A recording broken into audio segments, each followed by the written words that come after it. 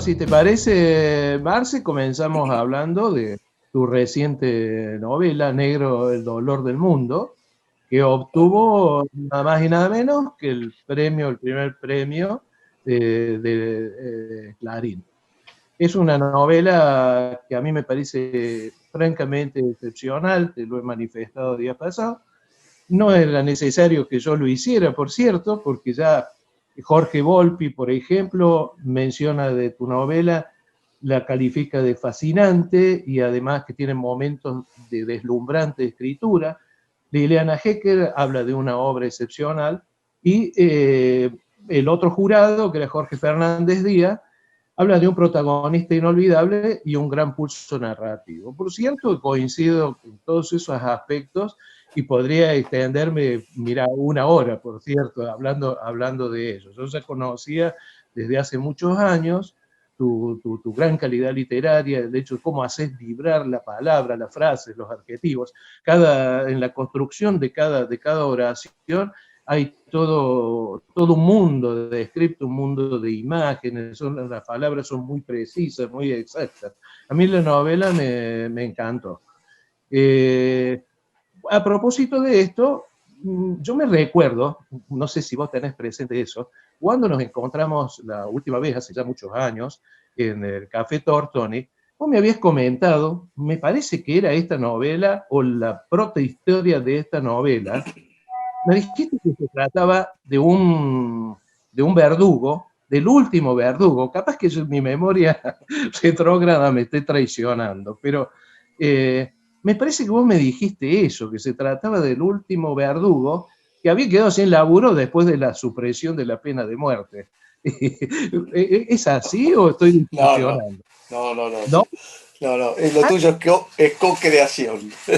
No, no, no, no. entonces ¿me autorizás a que escriba sobre eso? Porque me parece también interesante. Sí, por supuesto. No, no, no. No es el último verdugo. Por ejemplo, fíjate vos, ¿no? El nombre de Tomás Aguari, que Sí, no sé si recordás que es el verdugo napolitano en mi novela. es fantástico. Ese personaje es delirante, sobre todo cuando describe desde el punto de vista de la ópera lo que él siente cuando está Ajá. ejecutando. Es maravilloso, monstruosamente maravilloso. Sí, Bueno, en realidad el apellido, sí. el nombre y el apellido es de un verdugo que ajustició a una banda de criminales en la Plaza Mayor de Buenos Aires en 1802 o en 1804. A Ah, mí me gustó el apellido Aguari, me pareció muy italiano y ahí lo tomé y empecé a armar a ese napolitano que quería escribir madrigales y termina cogotando gente. pero unos cuantos años antes, Claro, unos cuantos porque esto años ocurre antes. Sí. siempre. Claro, claro. Este, Eh, bueno, a propósito de eso, yo quería preguntarte, ¿a vos el tema de la negritud te ha interesado de una manera particular? Porque el protagonista es un negro que fue libre hasta que en determinado momento, circunstancias de la vida, hacen que termine como esclavo y aún como verdugo, ¿no? ¿Te interesó sí, siempre o fue no, una en derivación realidad de... yo estaba ¿Ah? terminando, acababa de terminar el borrador de Brühl y, Sí, y mira, leyendo un matutino encontré en la última página unas, sí. había una sección hace muchos años que eran unas efemérides. Cada día te ponían algo que había sucedido en el mundo o en el país, qué sé yo, en el pasado. Y ese día yo encontré una notita que decía que él, suponete, no me acuerdo ahora si era el 17 de septiembre de 1753, fue condenado a muerte el verdugo, el negro Félix, verdugo de oficio del Cabildo de la Ciudad de Buenos Aires. Y la nota después se extendía unos 20 renglones explicando más o menos lo que sucedía. Y a mí me dejó absolutamente absorto, porque lo primero que me apareció en la cabeza a mí fue, por Dios, un negro que es esclavo es decir, está en la peor de las condiciones posibles de vida. Es comprado para el peor de los oficios, que es dar tormento y ejecutar.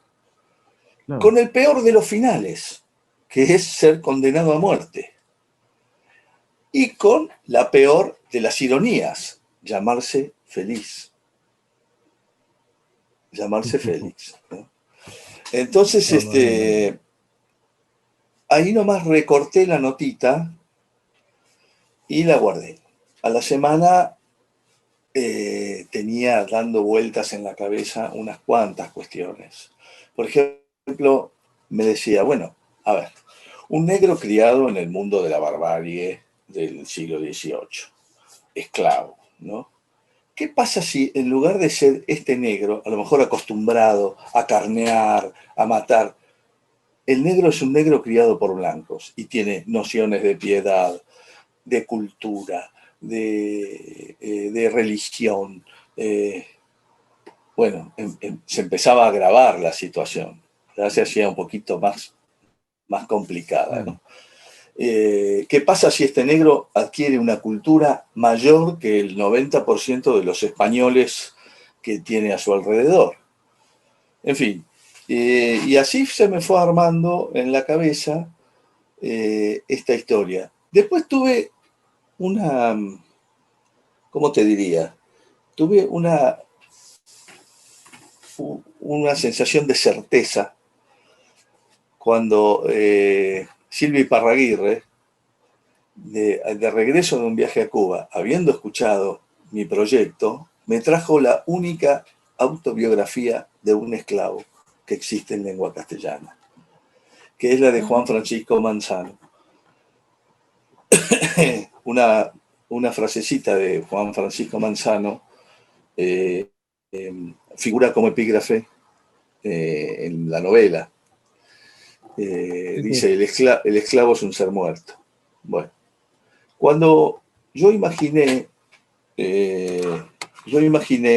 un negrito abandonado en la casa de un arbolario, anciano que no tiene hijos, su mujer no ha podido tener hijos. Resulta que cuando leo la biografía de Juan Francisco Manzano, los padres se lo entregan a una condesa, a una noble, que está vieja, sus hijos ya crecieron, y lo cría como el hijo de su vejez.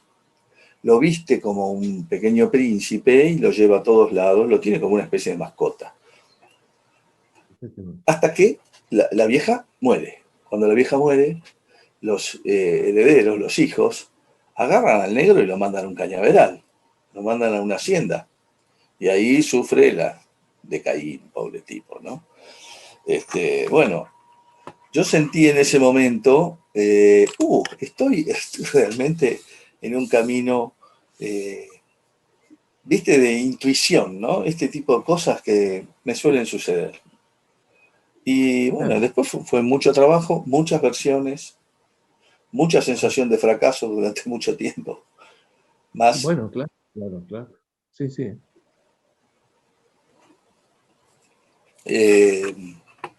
Claro, es un proceso interesantísimo. Bueno, una de las cosas que queríamos hablar justamente era eso, del proceso de la creación poética, de la creación artística, y bueno, vos lo estás describiendo con gran precisión cómo se fueron dando las cosas.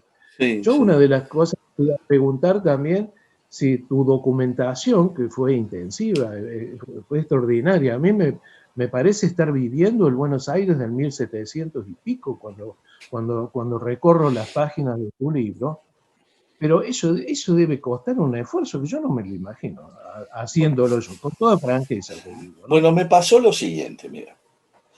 Cuando yo tenía la suerte de estar relacionado con una profesora de historia que cuando le conté todos estos datos y todo este proyecto, puso a mi disposición toda su biblioteca. Y entonces empecé a leer cosas, lo mínimo, digamos, y después a armarme mi biblioteca. Y entré en un estado de fascinación tan grande por la historia del siglo XVIII en América, Sí, sí. que no pude parar. Me pasé casi 4 o 5 años leyendo exclusivamente sobre todo esto. Sumale hierbas, herboristería indígena, sumale religión. Las Todo misiones. esto es novela o siguió derroteros así de investigación un poco independiente. No, no, me pasé como 4 años sin escribir, leyendo historias sobre. Todavía no escribía, no tenía muy bien claro. Leyéndolo, todo eso apasionado al margen de la novela que estabas gestando Sí. o fue funcional la novela. Eh, no, en realidad ya te digo, eh, me la pasé leyendo casi sin escribir, y también sobre la trata de negros, sobre todo el comercio negrero, eh, bueno, sobre el siglo XVIII en Europa, que era tan lleno de guerras y de cuestiones que después repercutían en, en América, ¿no? Eso fue un poco lo que. Es más, te diría, me apasionó tanto, sabía tanto en aquel momento, que atentaba contra la creación, porque eh, era casi un Claro, especialista en muchas de estas cosas. Me tuve que olvidar, tuve la suerte, como decía Borges, ¿no? de ser beneficiado con el olvido, ¿no? Me tuve que olvidar de mucho de todo eso para poder centrarme en la historia ficcional, digamos, porque si no era una cosa que. Además estamos hablando de una época en que no existía Internet. Yo recuerdo que no claro, tenía ni un mapa de Buenos Aires de 1750. Tuve que agarrar un claro. mapa un poco anterior, irme a una librería y agrandarlo al mapa. Lo fui agrandando hasta que me lo hice en una cartulina. Y a medida que leía y avanzaba, encontraba los nombres de las calles en esa época. Porque las Claro, calles claro. después fueron cambiando de nombre. Así que fue todo un trabajo de investigación eh, en un punto maravilloso. En otro punto me hizo cometer gravísimos errores. Yo creo que incluso inventé unos cuantos errores que no existían en el quehacer literario. Y, en fin, después voy a confesar una fuente extraordinaria. Me hice socio de la biblioteca, de la librería del colegio, la que está enfrente del Colegio Nacional Buenos Aires, que te mandaban un catálogo de libros que compraban, qué sé yo, sobre todo de historia. Encontré un libro que fue una especie de Biblia para mí, que fueron causas judiciales instruidas en la ciudad de Buenos Aires desde 1580 hasta 1790. Se lo estoy contando al abogado Giudicello, ¿no? Eh, lo que tenía de extraordinario, y lo que tiene de extraordinario ese libro, es un libro de 1905 que publicó la Facultad de Derecho, es que están las declaraciones de la gente y uno puede percibir la manera en que hablaban. Están las transcripciones hechas por notarios de declaraciones de muchos de ellos, ¿no? Y muchos personajes salieron de ahí. Claro, Muchos claro. A personajes. propósito de esto, Marcelo, ¿vos qué pensás, cómo considerás, porque en la narrativa nuestra, en la narrativa argentina, no está presente? Yo sinceramente si pienso en un libro que aluda a los negros, pienso en un solo libro, en el libro de Serratani, por ejemplo, cuya preocupación, no me acuerdo ni siquiera cómo era la trama, pero sé que había un intento de averiguar por qué los negros se habían extinguido. Cuando vos viste que Borges habla de que a principios del siglo XX había un montón de negros y después desaparecen, Serratani se plantea eso, pero fuera de eso no reconozco otros textos, otras obras. ¿Qué será? ¿Un mecanismo de autocensura colectiva, de evasión, de culpa? ¿Cómo lo Hay un interpretas? poco, para mí hay un poco de todo. Quizás yo no Sí, sea la persona más indicada. Hay gente que milita el tema ¿no? Eh, claro. Hay agrupaciones que están tratando de recuperar el acervo cultural negado e ignorado totalmente por una sociedad que siempre se quiso identificar con lo europeo. Claro, sí. Ha pasado lo mismo que con los pueblos originarios, ¿no? Exactamente, exactamente. Siempre pienso en esa célebre frase de Jean-Paul Sartre que decía: el infierno es la mirada de los demás. Y uno considera que si en esa mirada de los demás está contenida el menosprecio, el desdén, es difícil sobrellevar eso. Entonces, Sí, mucha gente que sabía que era descendiente de negro lo ha ocultado, ¿no? sí, y después muchos también lo terminan perdiendo. No saben que son Bueno, descendientes sí, de negro. por supuesto, sí. Además se han mezclado. Además se han mezclado. Mirá, te cuento un caso que me toca muy de cerca. Yo tengo sangre italiana por todos los costados que se te ocurran, ¿no? Sí, sí. Eh, el padre de mi mujer, el padre de mi mujer, eh, mi hijo Franco, se ha transformado en una especie de genealogista y empezó a investigar por el lado de la madre de mi suegro.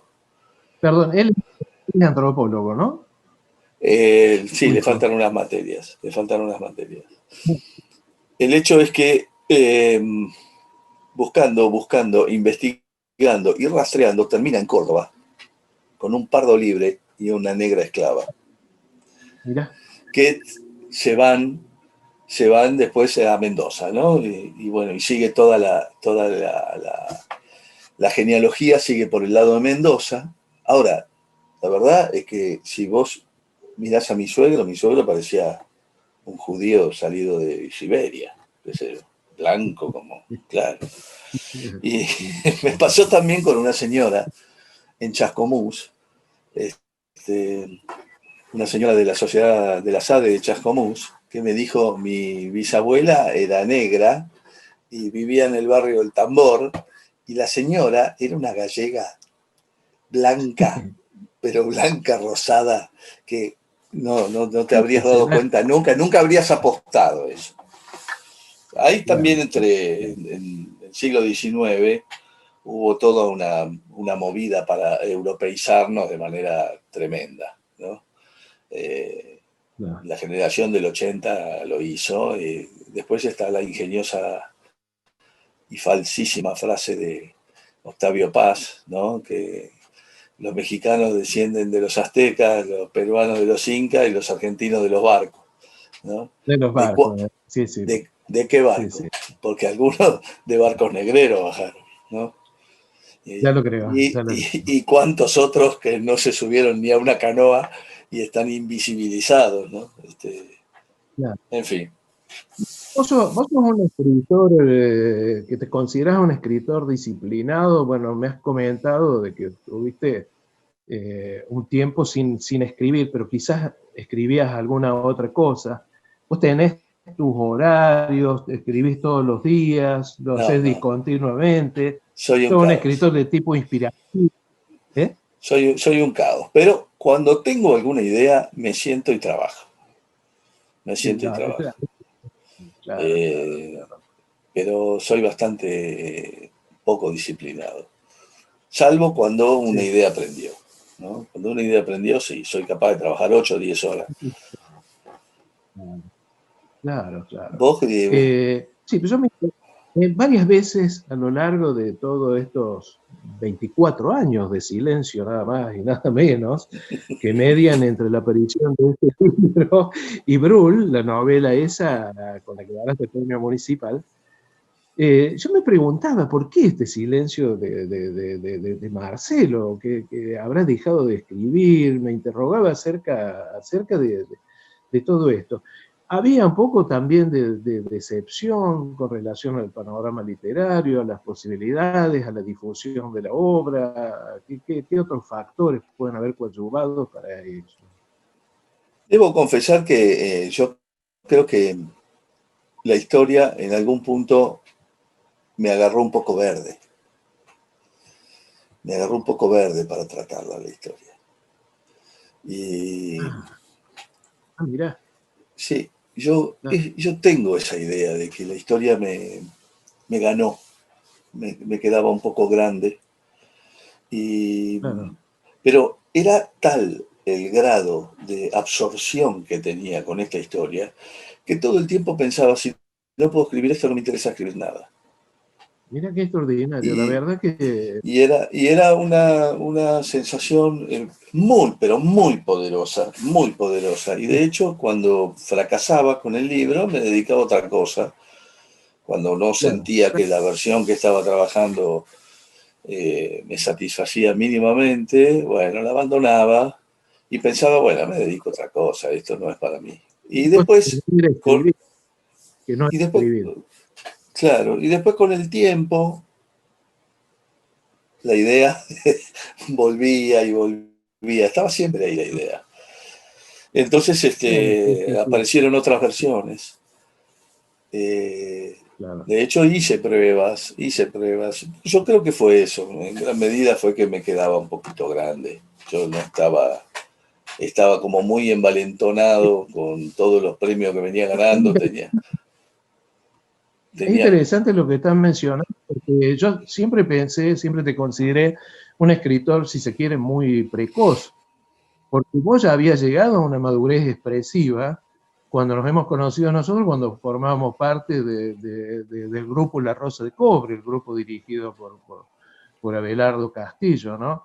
Y yo te comentaba que para mí uno de los mejores cuentos argentinos, y no creo exagerar, es Letino, que vos lo escribiste por esa época, no sé si lo escribiste, si ya tenías 30 años siquiera.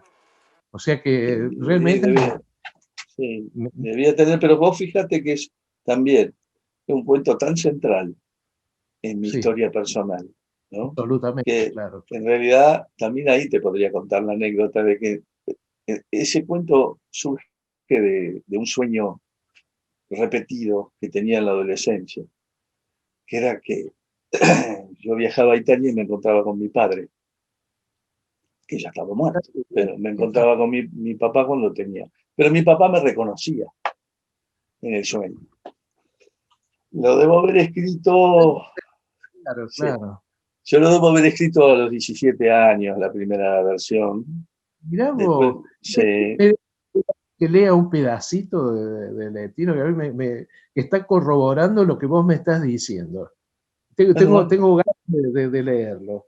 bueno, bueno. Eh, bueno, el personaje, por supuesto, de Leti, no hay que explicarlo para la gente que no lo ha leído, es un personaje que va al pueblo de su padre en búsqueda, no se sabe bien de qué, ¿no?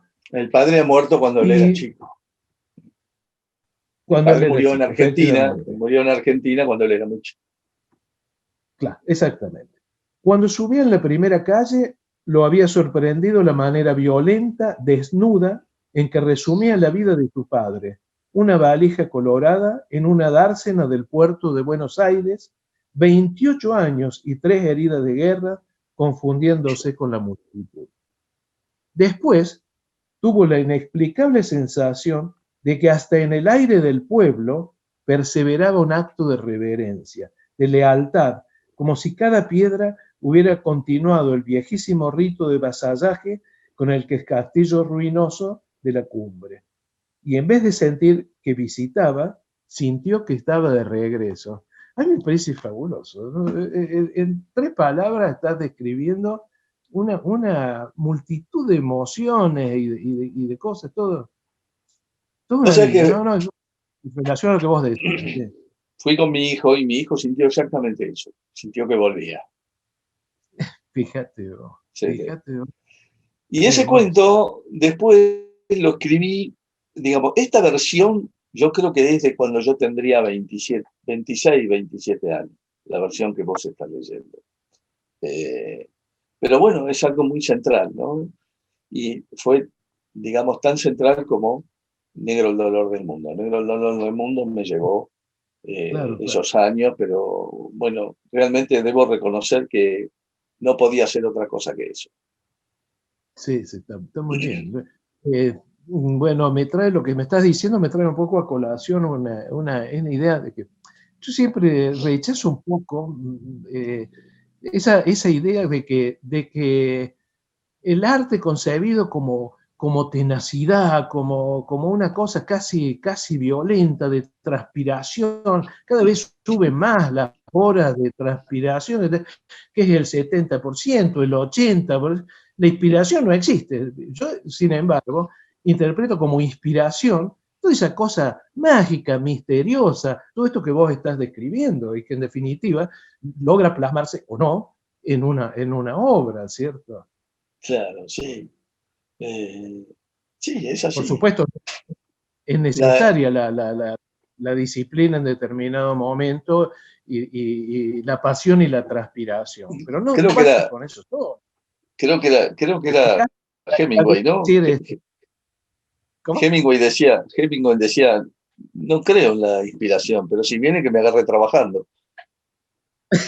Por supuesto que sí, que sí, Ah, sí, sí.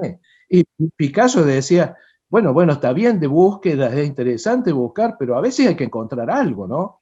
Y en claro, claro. Sí, en sí. este caso, con lo que vos estás describiendo, cuando vos te encontraste con algo que entendés que es algo casi misterioso, que te está transportando y te está llevando por un camino, por caminos inciertos, ¿no? Porque esa es un poco la aventura del arte, me parece, si no, no tendría mucho sentido, ¿no? Sí, sí, Un uno, poco diverso y al mismo tiempo utilizar un poco, como decía Sábato, de la metáfora, no tendría que tener un valor deslumbrativo, sino esencialmente un valor alumbrativo, ¿no? mira, supongo que eso mismo, yo lo que creo es que hay una parte de alumbramiento y otra parte de alumbrar. El alumbramiento es Claro, repentino, es algo que te aparece y se te clava, digamos, sí, pero te ilumina un rincón, nada más que un rincón. Después lo que tenés que hacer es investigar qué hay en todo el resto. Y es ahí claro, donde también está el trabajo. Eh, a mí me parece que, por ejemplo, en El Sangrado, en tu novela, en tu excelente novela El Sangrado, algo de eso hay. Yo sentía como lector a dónde me va a llevar. Y pensé que vos como escritor también debías estar buscando todo el tiempo la calle que te llevara hasta ese final, ¿no? Eh, claro. todo el tiempo lo sentí. Esa novela, bueno, ojalá me dijiste que se está por reeditar, ojalá que la manden a Buenos Aires. Ya está editada, lo que no sé cómo diablo se va a hacer para distribuir, ¿viste? Bueno, todo esto. Bueno, nos Chao, despedimos, Marcelo, joven. un abrazo Al final grande. hablamos todo de mi novela, no hablamos de vos. Cuando empecé a pegarle la vuelta, En otra ocasión, no va a bueno, faltar. bueno, te mando un abrazo grande. Un placer enorme haberte Abrazo. visto. Igualmente, un abrazo.